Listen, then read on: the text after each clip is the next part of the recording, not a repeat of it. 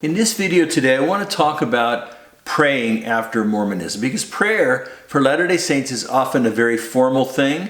Prayer in the Mormon culture might feel very distant. Mormons believe that God answers prayer, but prayer is not usually an intimate thing. God is addressed with thee and thou, in kind of King James kind of ancient kind of language. No language you'd ever use to talk to an actual real person, it doesn't seem like, unless you were in Shakespearean days. And so prayer often seems rote. It often seems rehearsed. Certain words and phrases get repeated over and over again. And honestly, this isn't true just in the LDS culture. It can be true in any kind of religious culture, but where a certain tone of voice might be adopted. And so it can feel a little bit like a ritual. Whereas biblically, God invites prayer to be an intimate conversation with Him.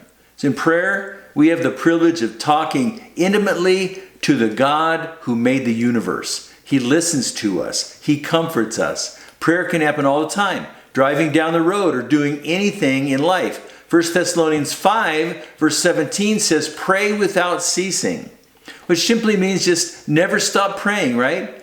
And that shows that prayer is a continual heart attitude, that it's an ongoing dialogue, not some kind of a ritual that you take some time to do. So think about this. What kind of being is God? God is infinite. He's powerful. That's why sometimes there's an impulse in response to God to be reverent and be respectful. But you know what? He's also accessible to even the humblest of us. He's the King, but He's also our Father at the same time. So Luke chapter 11, in verses 11 through 13, it pictures prayer as a child asking his father for something good. And the response of the father to the child's request is always blessing. That's the normal kind of ideal father, and God certainly meets that criteria. So prayer, it should be respectful, but it's also having a conversation with somebody that we love who loves us. And so we don't have to talk to God in language that's distant and formal. We can treat God with reverence, to be sure, but we can still speak to Him with intimacy and spontaneity. It can be hard to learn to pray in a new way, because when I was a Latter-day Saint, I was trained to pray a certain way. And so it might feel awkward to speak to God like a friend, without the flourishes, without the formality and the structure. But Jesus wants this kind of relationship.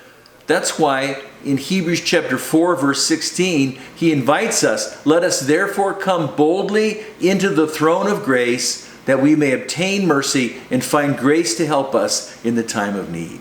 So boldly come into His presence. And before long you discover that it's liberating to talk to God freely and intimately. And so I guess this is what I want to say today, is that prayer is really an expression of a relationship between someone you love who loves you back. So you can talk to God all the time, anytime, with an honest expression of your heart. Prayer doesn't have to be formal. It doesn't have to be a ritual. Instead, it's a wonderful opportunity that God has given us. And so I want to encourage you to keep growing in prayer, because Jesus wants a relationship with you.